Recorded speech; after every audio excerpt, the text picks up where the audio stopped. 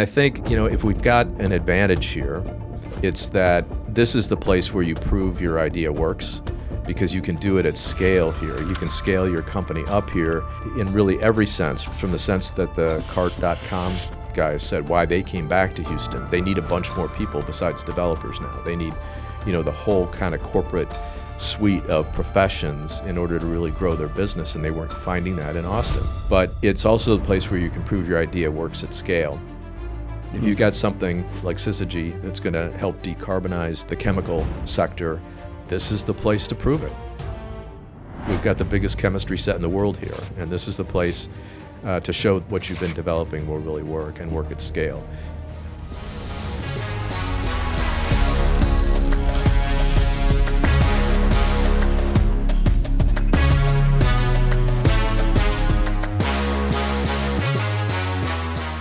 Welcome to Forging the Future. And Houston is one of the largest and most diverse regions in the nation. Some of the most innovative technologies deployed all over the world are created in Houston, from energy to life science to aerospace and software.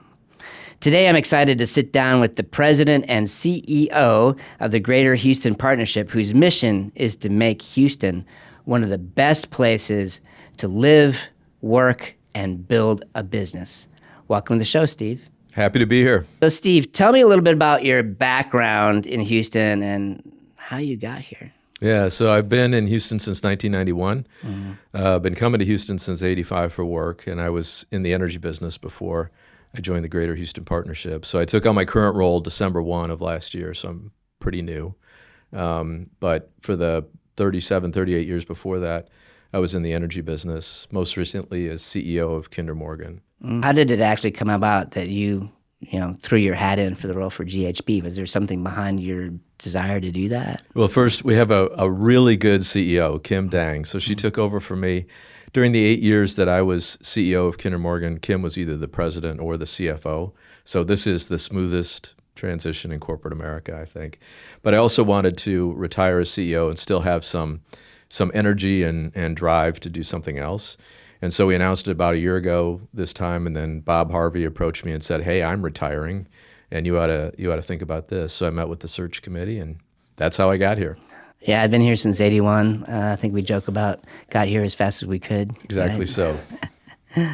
So the Greater Houston Partnership, it has a mission to be the premier place for living and for business. How do you actively contribute to achieving that mission?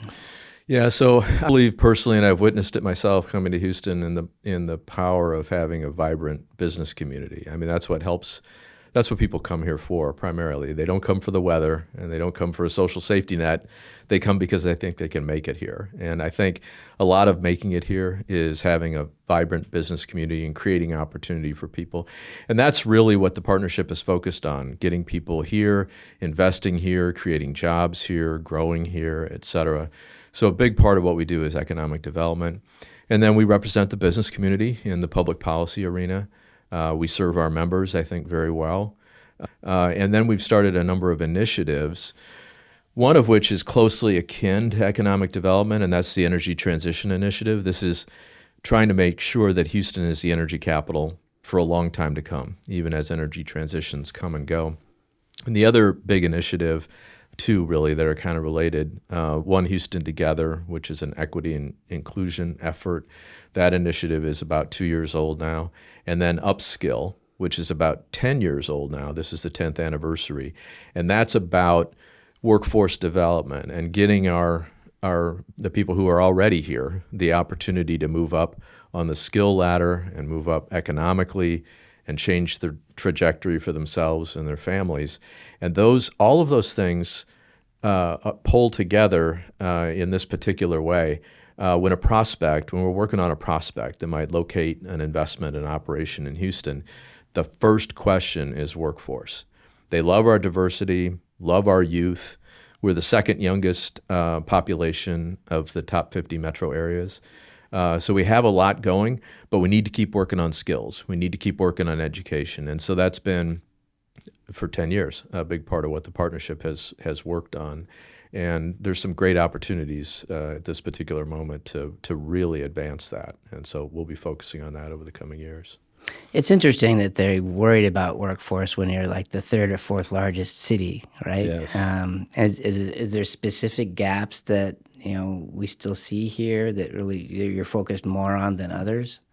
Well, yeah, a good question. It's really kind of across the board because we are a big city and we've got a lot going on. I mean, you mentioned a lot of sectors, but we've got a lot of manufacturing, got a lot of logistics. We've got the biggest port. We've got the largest medical center. So there's really skills across the board. But it's getting to a higher skill level than just simply a high school diploma. And that's really what we got to produce more of. It doesn't necessarily mean a 4-year degree. I mean, a lot of things in the life sciences, for example, a 2-year degree, you can work in a lab. You've got to know how to navigate a clean room and things like that. You don't need a 4-year degree. And so it's really across the board on skills and elevating people's skills. And whatever company is coming, we want to have what they need here. Do you see a GHP focusing at all on tech in particular in startups? Because we see like U of H having the #1 undergrad program, Rice having the #1 grad program, both for entrepreneurship. Right. So there's a tremendous amount of interest in people starting businesses and learning how to be an entrepreneur here. Mm-hmm. And what is GHP offering those entrepreneurs once they graduate? Tech is an important part of the focus, as you well know. And I saw your podcast with Blair from Mercury Capital. There has been for a while now a concerted effort, I would say, among capital providers, startups, potential customers for those startups, et cetera. It's been going on for a while, and that's how we rank fairly well on emerging tech centers. We're ranked pretty well globally, I think 11th overall, and maybe 4th in North America on the emerging indicator. And so things are getting underway here. And yes, that's absolutely a focus for the partnership, is continuing to see that. And it shows up in a lot of different ways. I mentioned the HEDI, the Houston Energy Transition Initiative. A lot of that is startup companies who are trying to get a footing with a technology, trying to find customers here in the energy and chemical sector, things like that. So that's a kind of a sector-specific startup. But even in pure tech, let's call it, there's a lot of interest and a lot of activity. We could do a lot more, but it's at least started. Mm. Yeah, I actually have a GHP poster from way back when on my wall in the office here in Houston, and it's the... Want me to sign it for you? Yeah, I would you? It's the space station, kind of like Houston on top of like what looks like a space station floating in space, and it says Houston, first word for the moon. Right? Yes. And so I feel like there's always been a lot of tech in Texas, and you look at space program and aerospace and all these, of course, energy. There's a lot of tech in energy, actually. But even in what Silicon Valley would think of as tech, you have TI here, started here. You had Compaq start here. You got Dell over in Austin. You just had, I could go on and on and on. But HPE. HP.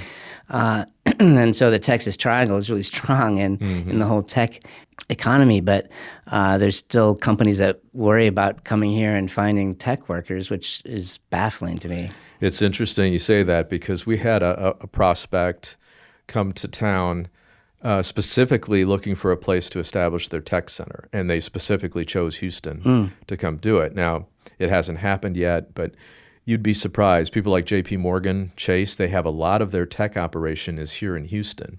And so there's a lot, we have a lot going on, and there's more to it. And as you said, a lot of the existing sectors that we have rely heavily on it. And I think, if we've got an advantage here, it's that this is the place where you prove your idea works, because you can do it at scale here. You can scale your company up here in really every sense, from the sense that the Cart.com guys said why they came back to Houston. They need a bunch more people besides developers now. They need, the whole kind of corporate suite of professions in order to really grow their business, and they weren't finding that in Austin. They're going to find that here. But it's also a place where you can prove your idea works at scale. If you've got something like Syzygy that's going to help decarbonize the chemical sector, this is the place to prove it. We've got the biggest chemistry set in the world here, and this is the place to show what you've been developing will really work and work at scale.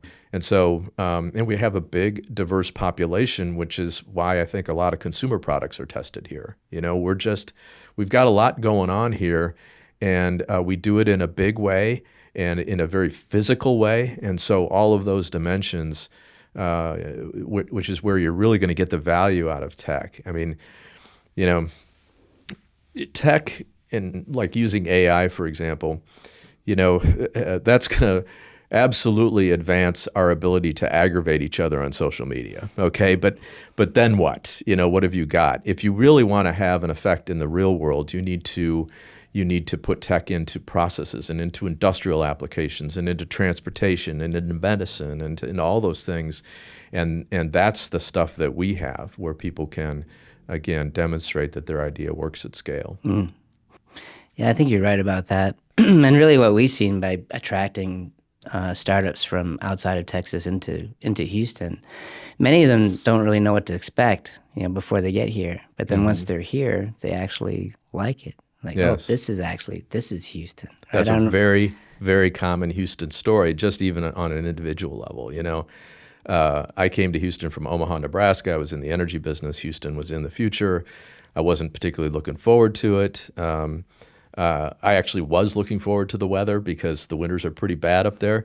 But I wasn't, you know, it was really, I'm coming here for work. You know, and my wife too. That's why we're here. But then we get here and we can't believe how wonderful this place is that we've stumbled into and don't want to leave. And that happens again and again and again. Which is a good sign because we want those startups to come here, experience what Houston is like, stay here, and then grow their businesses and not leave to the West Coast or something like that. Mm-hmm, You know? Absolutely. Mm-hmm. And I've heard, I don't know if this is a true story, but I've heard this story told that in recruiting firms to locate in Texas, in this case specifically in Austin, but in recruiting people to move to Texas, you know, they said, we're going to move you there for a couple of years. And let me show you what your take-home pay is when you move to Texas versus what it is here in California. And let me show you what you can get in terms of a house in Texas versus what you can have here. And then if people come, they won't leave. You know, they won't want to leave generally.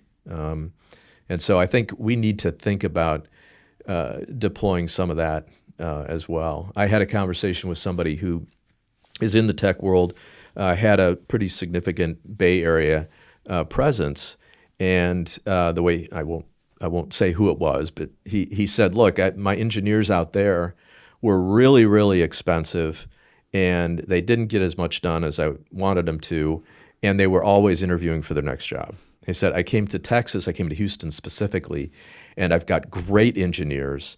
They work together well. They get a lot more done, and they're not interviewing for their next job, and they're cheaper, he said. Yeah. So I think we've got a lot that if we can get people to just experience it a little bit, we'll win. You know, if we could make people feel today like we know they'll feel 30 days after they've been here, we'd be overrun. Mm. You know, we'd be overrun. People are surprised by what they find and like what they find. Well, I think that's happening, right? You see it at the large enterprise level, right? Mm-hmm. With companies moving to Texas from California. I mean, I saw when HP acquired Compaq, and you know, Compaq just essentially disappeared over a number of years to where their presence wasn't here at all, right? Because no one, what I heard and being internally was no one in California wanted to relocate. Right. Whereas I thought, well, why? They would be more effective and productive to kind of come this way. But then over the last 10 years, you really see that that's shifted now, and HP has a huge presence here, right? You know, and so it moved their headquarters, I think. Yes. So the headquarters for HP Enterprise is here. Yeah. Yeah. So you see it at the big level, and I think we're starting to see it at the smaller level. And they're acquiring Juniper as well. I mean, it's not received all its approvals maybe yet, but they're acquiring Juniper. Yeah. So I think there's some momentum there, and you're seeing it in the ecosystem as well. So Houston boasts great infrastructure and industries, right? So maybe you can highlight some of the key strengths that position the city to have a global impact in innovation. Well, I mean, the port by itself makes us a global city, and it is the biggest export port in the United States. And we make stuff here, and send it out. We just don't we bring in containers, but that's not all we're doing. We're making stuff here and we're sending out. We're manufacturing stuff, but we're also processing chemicals and turning them into materials that can be used around the world. And so that really puts us on the map globally. It's a very global city because of that. Then our airport infrastructure is great as well. We have two fantastic airports and a lot of connectivity around the world and around the country. A big United hub, a big Southwest hub, et cetera. And so that's a big piece of it as well.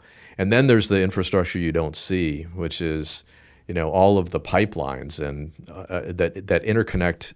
If you drive around in the Houston Ship Channel, and you pay attention, like a pipeline guy does, to the right-of-way markers, all kinds of stuff is moving between different companies' plants down there. Whether it's hydrogen, we have the biggest hydrogen infrastructure in the United States, probably maybe in the world. But all of that stuff is moving around underground as well. It's already there.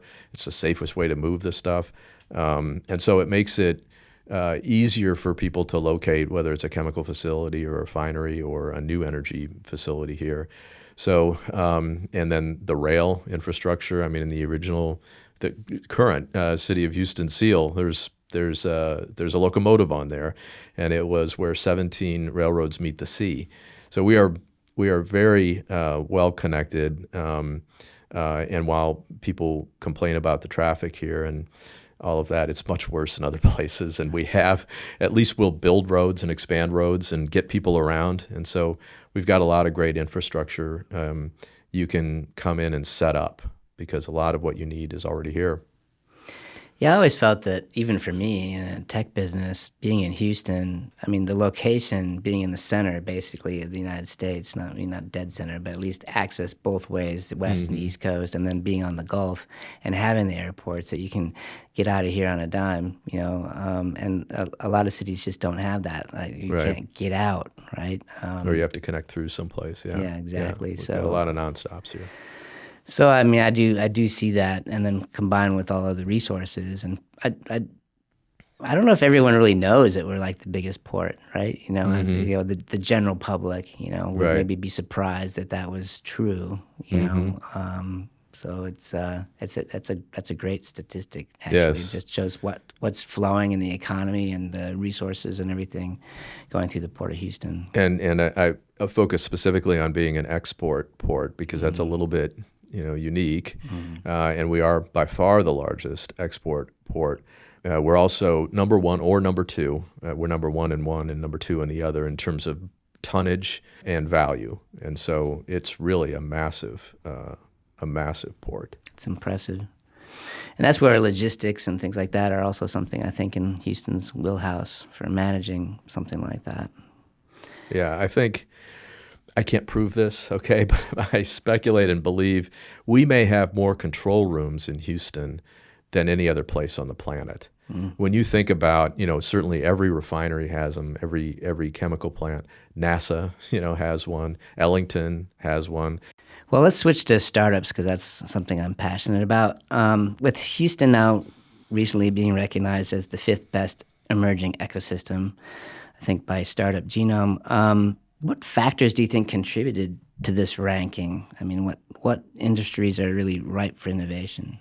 Yeah, I don't know how they weighted the factors in a particular way, but it's having the people, it's having the connectedness. I'm not sure how they measure connectedness precisely, but it's having the capital, having the markets, all those things. And so I think, we're starting from a relatively low base, but we're on a nice upward slope.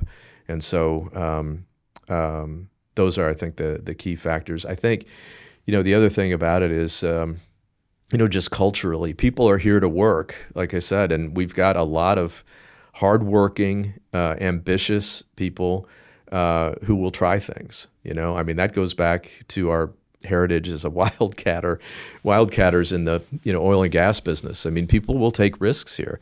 And, we have a lot of people here like you and I that are from someplace else. And again, we came here to make our way here. 1 in 4 people in Houston are foreign born.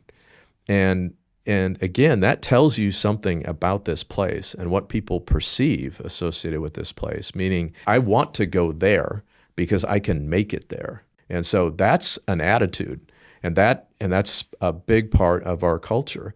And I think that's what makes us ripe for this sector to develop more fully than it has to date. That plus the abundant applications, right? Right. Now I've got a question for you, Chris. So, Okay. So AI and quantum computing, revolutions that are sort of cresting now a bit. Is that kind of a new firing of the starting gun? Like, are we not as behind other places now because everybody's going to be starting from essentially the same place on these technologies and finding applications for them? Or is that naive? It's like they've got such a lead in Silicon Valley and other places that it doesn't really create any new opportunity for us. Well, I think the United States in general has a huge lead on AI and generative AI, right, compared to the rest of the world. I think that it is a reset from the standpoint that, although I've been in the industry so long, they were talking about AI and machine learning for a really long time, and it just really wasn't a thing, right? It didn't get real until like the last year, really, where all of a sudden it was like, oh my gosh, this stuff is immediately useful. I can use this in my job right now. I can go to ChatGPT and have it do things, and I don't need to be a programmer, right? What language do I need to do to use in order to use this AI? English, right? And so that's a huge difference. But I do think that when it comes to AI, there's a lot of overhype out there. Everyone wants to put AI on the name. I should change Softtech to say AI at the end or something. But but I think if we look at a city and how we're going to apply AI, what we should do is how does it best fit in the things that we already do well, right? And so when you look at our medical center, right, and there's a lot of data there, and there's a lot of applications that you can feed, a lot of data that you can feed into language models and actually have it be immediately useful, right? They've already shown like AI is better at reading X-rays than like a person. Like I look at it, looks like a bunch of fuzzy dots. I don't know what's going on. I think that it's maybe just a little bit. It's just as hard for a human to do it, but an AI can do something like that quite well. Or you look at like data sets for Texas Children's, for example, or other medical areas that we can really leverage for the city. And like we already have those goals, but how do we apply AI to them? Right. And, so the applications front, that's where we have an opportunity to make our mark. Right. I mean, you can't say, hey, we want to be the number one city for AI or something like that, because it's just too broad. But you can say, well, in these areas, we can apply AI in a certain way. And because we have the advantage of having like that data and that knowledge or that know-how about that particular industry, you layer AI on top of that. And what other cities don't have is that lower level infrastructure and data and experience. And so I think that that's what we should lean into and facilitate that. Would be my idea and feeling. But you're right, it is an opportunity, right? Because everyone is starting at a starting line for the most part, even though they've been working on AI for 20 years, ironically. Right. That's very consistent with what Blair Garreau and I were talking about when I went to see him after seeing him on your podcast. Yeah. And he made the same point. Applications may be, particularly with everything, again, that we have here, applications may be the place that we play and we can really get things done. Another thought, I don't know if it would work or not, but I think there's potentially real promise in AI when it comes to education. If you can think of, there's a whole lot of education content. If you knew what you were looking for and you had the drive to execute on it, you could fully educate yourself at home in front of your computer, right? And you could do that with everyone can do that. Not it's available out there, but you got to find it, and then it's got to be, you have to take it in. And imagine having some AI assisted instruction where, a child could ask questions and get the answers back in their language, maybe their dialect or accent or whatever, and have it, based on the material that's available already, get personalized instruction at whatever level they happen to be, right? That's potentially enormous, And it would be great to see us do something there too. And we speak over 100 languages in this city, and that's true for our kids in HISD. That they are they start with a challenge if they don't speak English. From the get-go, that shouldn't be an obstacle. I would think AI could help you make that not be an obstacle anymore, which would be huge, transformative. I think you're right. I was talking to Ramanan from U of H, and he made the same point when I asked him about AI. And yeah, the educational system shouldn't be afraid of like AI being used and trying to how do you get people to write papers that weren't generated by AI? But really, how do we lean into it and take advantage of it? I see AI like the printing press in a lot of ways. Like before being able to duplicate books en masse, education was for a very limited number of people, right? Royalty or kings or, and once you had books out there, that was a way people could educate themselves. The internet has also added a layer on top of that where there's so much knowledge out there at your fingertips. And then AI is just going to ratchet that up one more level where you can take advantage of that. And like you said, it's access to knowledge, it's access to like the world's knowledge. And then given our education network here with our universities, I think we could be a leader there. I agree. You mentioned the prominence of U of H and Rice and their entrepreneurship programs. I think we need to keep in mind too. We're very close to Texas A&M and College Station, and 75,000 students, 25,000 enrolled engineers. Right. I mean, that is a huge advantage for Houston, and it's not on top of a major city like UT is. Right. It is close to us, and I think we're already the #1 destination for graduates of A&M. That's a huge potential resource for us as well. Yeah, and I think that they have some initiatives as well. They do. Entrepreneurship. They do. I think they might have just announced, but no, that Texas Triangle, that's a machine. It's gonna be really interesting to see what happens over the next 10 years. Texas has a huge amount of advantages. I think people are going to suddenly turn around and go, "What happened?" Yes. Right? So speaking of universities, one of the challenges is getting that great research out of the universities and doing that tech transfer and commercializing it. Right? And I know there's some pushes at Rice to do that. U of H is doing that with TechBridge.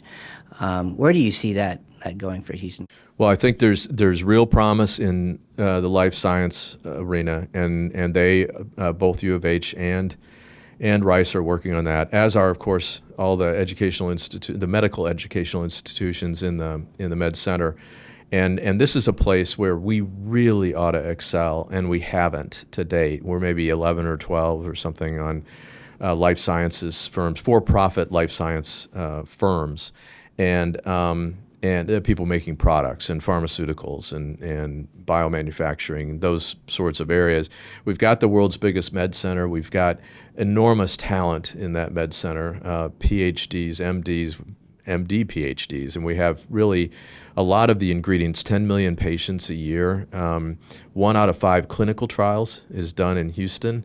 We've got an extraordinary opportunity there, and we really haven't capitalized on it, but it's beginning. It's beginning to change in a big way. I mean, people have been working on this for a while, and there are some firms already here, of course, or we wouldn't be ranked 11th or 12th, whatever it is. But we can do a lot more.